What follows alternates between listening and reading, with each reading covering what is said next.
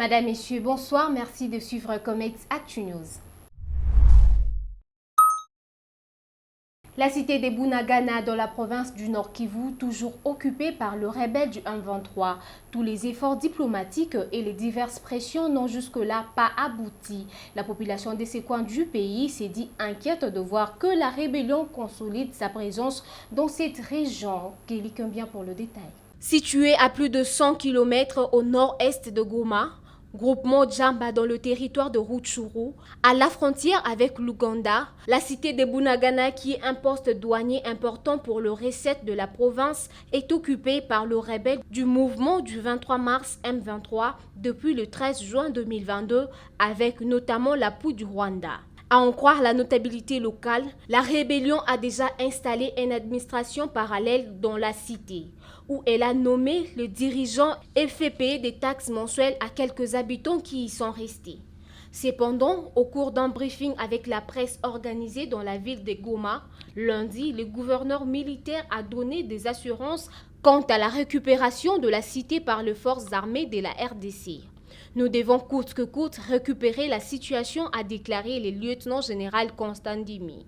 En séjour dans le Nord Kivu, l'ancien directeur du chef de l'État Vital Kamerhe a souligné que parmi les éléments du M23, il y a des Congolais. Ainsi les a-t-il appelés à déposer les armes. Pour lui, la question du M23 et ses éléments forment un triangle dont le sommet sont l'Ouganda, le Rwanda et la RDC. Entre-temps, la société civile et les autorités locales de Rutshuru se disent inquiètes de voir que la rébellion consolide sa présence dans cette région. Cérémonie des remises et reprises ce mardi 13 septembre 2022 à l'Office congolais des contrôles, l'OCC. L'équipe du PCA, Lambert Osango et DG Gabi Lubiba Mompouya, sortante, a cédé le fauteuil à l'équipe dirigeante entrante composée du PCA Fortuna Ndambo, le DG Étienne Chimanga et le DGA Christelle Mwabulu. Suivez cet élément de Kokongobé.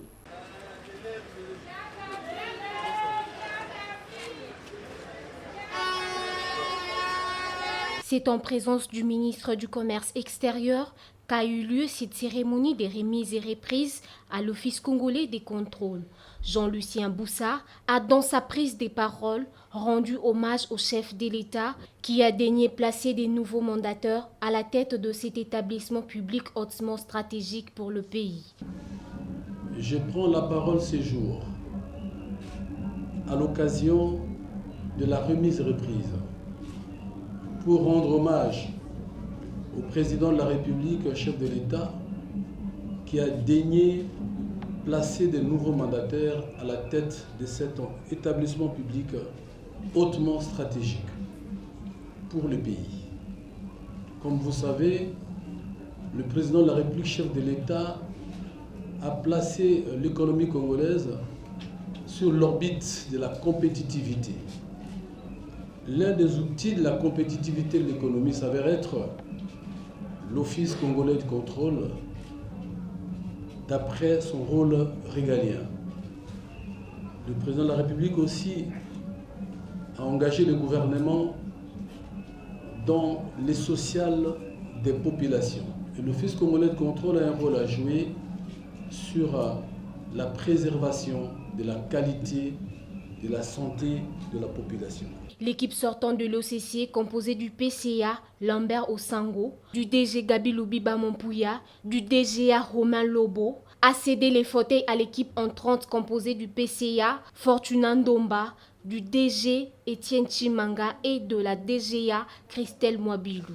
Le DG sortant Gabi Lubiba Mompouya a dans son allocution déclaré avoir répondu aux attentes du chef de l'État et reçu à matérialiser sa vision pour une OCC plus beau qu'avant. Je voudrais saisir cette opportunité pour rendre un vibrant hommage au président de la République, chef de l'État, son Excellence Félix Antoine Tshisekedi Tshilombo, qui a le destin de notre beau pays en main. Par mon passage, j'espère avoir répondu à ses attentes et avoir, un tant soit peu, réussi à matérialiser sa vision pour un OCC plus beau qu'avant. Je tiens à exprimer ma profonde gratitude à son Excellence, Jean-Lucien Boussa-Tomba, ministre du Commerce extérieur, notre tutelle, pour ses inlassables conseils et orientations qui ont pu sortir l'Office congolais de contrôle de l'ornière en les hissant au diapason des horaires d'inspection régionaux et internationaux réputés. Je remercie également l'Inspection générale des finances, particulièrement son chef de service, pour sa détermination farouche d'accompagner le président de la République dans l'instauration d'une gestion saine de la chose publique. Enfin, ma gratitude va particulièrement aux 4910 agents et cadres de l'Office congolais de contrôle qui veillent sans relâche en sentinelle sur le bien-être économique et social de notre population sur toute l'étendue du territoire national. Pour sa part, le DG entrant Étienne Chimanga a rassuré de sa volonté de suivre toutes les recommandations du conseil d'administration en respectant le texte qui régisse l'OCC. Nous voudrons, en serviteur de la République, rassurer votre Excellence de notre volonté de suivre toutes les recommandations du conseil d'administration en respectant les textes qui régissent l'Office congolais de contrôle en particulier et le monde du travail en général. Nous mesurons l'immensité de la tâche, mais ne doutons pas que les plus grands obstacles peuvent être franchis à de bonnes volontés. C'est ce que nous devons faire, mon équipe et moi-même. Rappelons que l'OCC a pour objet d'effectuer des contrôles de qualité, de quantité et de conformité de toutes marchandises, des analyses de tout échantillon et produits ainsi que des contrôles techniques de tout appareil et travaux. Les retraités de la Société commerciale de transport et des ports ex-ONATRA étaient en sit-in ce mardi 13 septembre 2022 devant le bureau du directeur général au port de Kinshasa. Ils réclament le paiement du décompte final. Aussi protestent-ils contre la suspension de leur salaire d'attente. Guéli Kimbien et Eva Diabasten pour ces reportages. Pneus brûlés, coups de sifflet, chants, cris de détresse, c'est de cette manière que le retraité de la Société commerciale de transport et de ports, ex-ONATRA, ont manifesté ce mardi pour réclamer leurs droits, à savoir les paiements de leur décompte final. Aussi protestent-ils contre la suspension du salaire d'attente perçu chaque mois. Ce n'est pas tout. Les retraités de l'ex-ONATRA ne sont plus pris en charge au niveau de la Caisse nationale de sécurité sociale, disent-ils. Il y a aussi le problème de la CNSS, ex-INSS. Nous, quand on était en activité, chaque mois, on retranchait un montant. Et l'employeur devrait aussi ajouter son montant. Depuis un certain temps, nous sommes sortis. La CNSS ne veut plus nous prendre en charge parce que la société SLP, ex-ONATRA, lui doit de l'argent. C'est une réaction pour qu'ils sachent, parce qu'ils ne veulent pas nous recevoir. Nous avons adressé des audiences depuis de belles dates là-bas. On ne répond pas. Le 2 août, on a écrit beaucoup de lettres. Nous n'avons pas de répondants à notre face. En face de nous, ils ne sont pas là. Mais ils connaissent bien les situations. Alors, nous sommes des retraités. Nous sommes organisés à une ASBEL Sénérale. Donc, nous sommes attitrés. Ce ne sont pas les syndicalistes, les délégués syndicaux des actifs qui nous défendent. Non. En ce début de l'année scolaire, les retraités de la SCPT se disent indignés face à la décision de la direction générale de ne payer les frais scolaires qu'aux agents actifs alors que n'ayant pas encore perçu leur décompte final.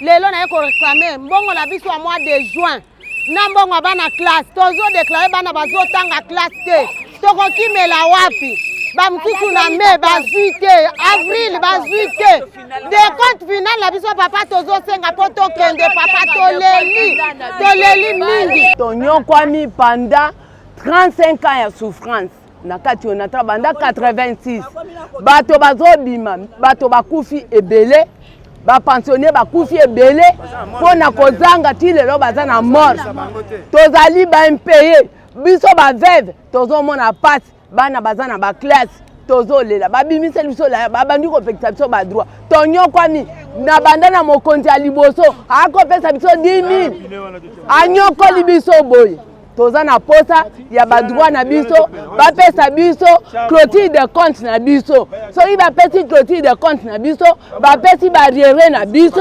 bapesi bambongo oyo wana tosilani na ye mais eke soki apesi clôture de compte te toza na ba droit nyonso ndenge bato bazosala biso mpe tokozwa ba droit yango sikoyo ye na mikanda eloba te contrat eloba ke dans 48 heures mutu soki abimi bapesi mbongo mais biso 48 heures ekoma ba 8 ans tozozwa mbongo te ndenge nini ya kata biso basalaire tozwa salaire te tozwa mbongo bana klasi te tozwa koli à fin de l'année te tokufa. Les retraités des ex-Onatra appellent à l'intervention des autorités des tutelles pour qu'ils reviennent dans leurs droits car, disent-ils, avoir beaucoup souffert.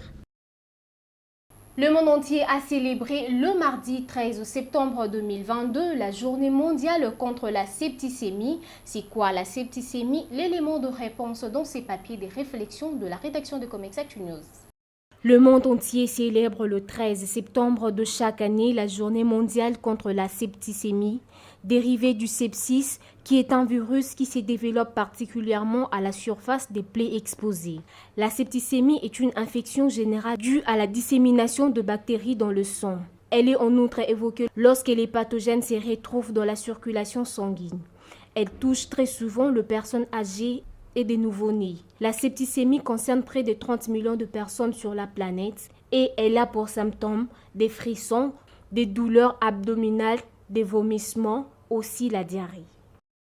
En dehors de nos frontières au Kenya, le nouveau chef de l'État, William Ruto, a été investi ce mardi 13 septembre 2022 au stade Kasarani de Nairobi devant 60 000 personnes, dont une vingtaine de chefs d'État, parmi lesquels le président de la République démocratique du Congo, le président Félix Antoine Tshisekedi, une main posée sur la Constitution, l'autre tenant une Bible. Le nouveau chef d'État du Kenya, âgé de 55 ans, a promis de travailler avec tout le Kenya. Suivez.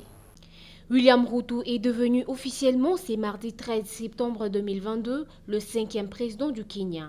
Lors d'une cérémonie d'investiture mettant un terme à la controverse de l'après-élection, un scrutin serré mais pacifique dans ces pays d'Afrique de l'Est.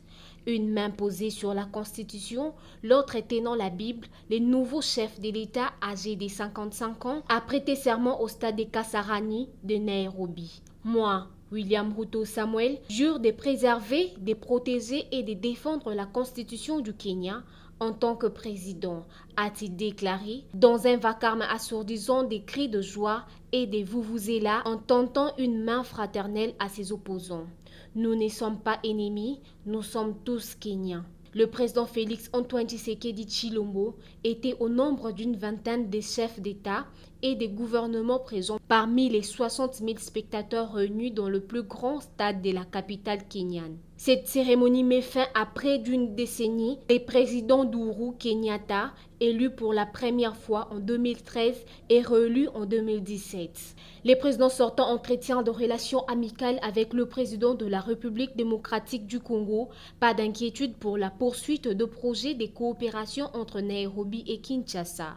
Dans son discours d'investiture, William Ruto a cité 2 fois la RDC, notamment dans le grand projet de la construction de la route qui va partir de l'est de Congo-Kinshasa jusqu'au port Kenya de Mombasa, baignant dans l'océan Indien. Voici à présent le tendance des valeurs de base de bois congolais à l'exportation pour la période du 1er mai au 31 octobre 2022. Les tendances semestrielles de la mercuriale des bois allant de la période du 1er mai au 31 octobre 2022 se présentent comme suit. Le grume d'Afromosia observera le prix de 384,33 € pour la qualité marchande le mètre cube. 338,36 € pour la qualité standard le mètre cube et 303,94 € pour la qualité bois courant le mètre cube. Le grume du bois Sipo observera le prix de 271,26 € pour la qualité marchande le mètre cube, 255,21 € pour la qualité standard le mètre cube et 211,75 € pour la qualité bois courant le mètre cube. Le grume du bois Wenge, autrement appelé bois noir, se vendra à 400,82 € pour la qualité marchande, 358,92 € pour la qualité standard le mètre cube et 316,75 € pour la qualité bois courant le mètre cube. Le grume du bois Damia coûtera 144,54 € pour la qualité marchande, 130,7 € pour la qualité standard et 108,44 € pour la qualité bois courant le mètre cube. Le grume du bois Iroko observera comme LM le prix de 314,81 € pour la qualité marchande, 283,32 € pour la qualité standard et 247,30 € pour la qualité bois courant le mètre cube. Le grume du bois Kaya observera comme LM et coûtera pendant cette période 233,48 € pour la qualité marchande, 209,83 € comme prix standard et 183,20 € pour la qualité bois courant le mètre cube. Du côté du bois Kosipo, le grume observera comme prix 141,7 LM, 126,98 c'est son prix standard et 105,78 € pour le bois courant. Le bois Padouk observera le prix de 300,28 € pour sa qualité moyenne, 245,87 € pour la qualité standard et 191,62 c'est le prix de la qualité du bois courant le mètre cube.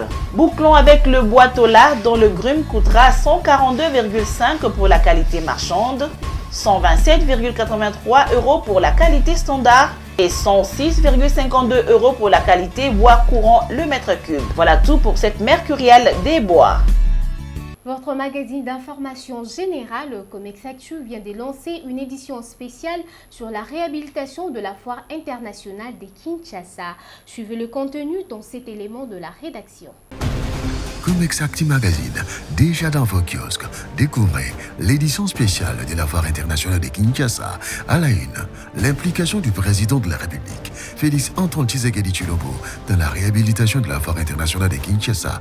Une vision qui devient réalité, répondant aux aspirations du chef de l'État, le ministre du Commerce extérieur, Jean-Louis Seboussa Togba, a pris l'engagement de mener à bien l'opération de la modernisation de la FIKIN, foire internationale de Kinshasa. Dans le meilleur délai, la FIKIN va retrouver ses lettres de noblesse. Dixit, Jean-Louis Seboussa Togba. Vivez la signature des deux contrats entre le gouvernement et l'entreprise turque Souma. Qui sont les nouveaux mandataires de la foire internationale de Kinshasa? D'où viennent-ils? Qui sont-ils? Quel est leur parcours, leur objectif? C'est à découvrir dans votre magazine Comex Actu. Revivez la visite du président zambien au pavillon de la République démocratique du Congo en Zambie, représenté par l'Office congolais des contrôles, OCC, à la foire d'Ndola. Élevé au rang de docteur honoris causa pour ses actions humanitaires, le ministre d'État, ministre de l'Aménagement du Territoire, Guy Ndomboyo, d'indiquer que ce prix renforcera son engagement pour être aux côtés de ceux qui sont dans le besoin. Découvrez et faites découvrir dans votre magazine les 3 ans de Jacques Kiaboula à la tête de la province du Haut-Katanga, avec des réalisations palpables dans cette province. Comex Actu vous fait découvrir une Congolaise ingénieure dans la mécanique aérospatiale, Abigail Lomata. Avec Comex Actu, découvrez les tendances des produits miniers et agricoles. Comex Actu, votre magazine. Comex Actu, communiquez autrement. Lisez et faites lire votre magazine, Comex Actu.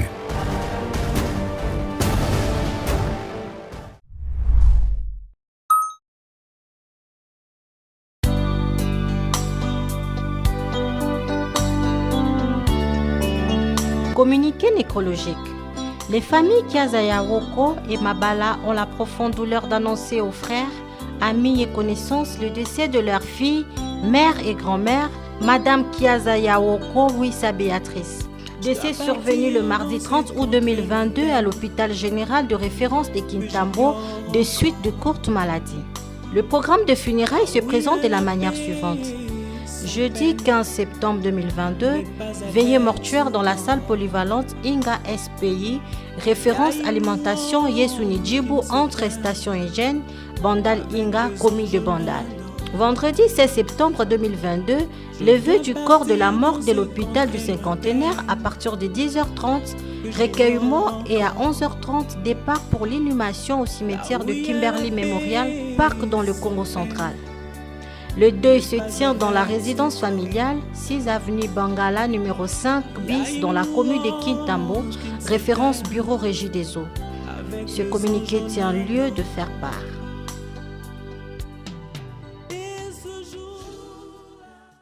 Mesdames, Messieurs, c'est la fin de cette édition. Merci pour votre réelle attention. Merci à l'équipe technique et rédactionnelle. Bonsoir.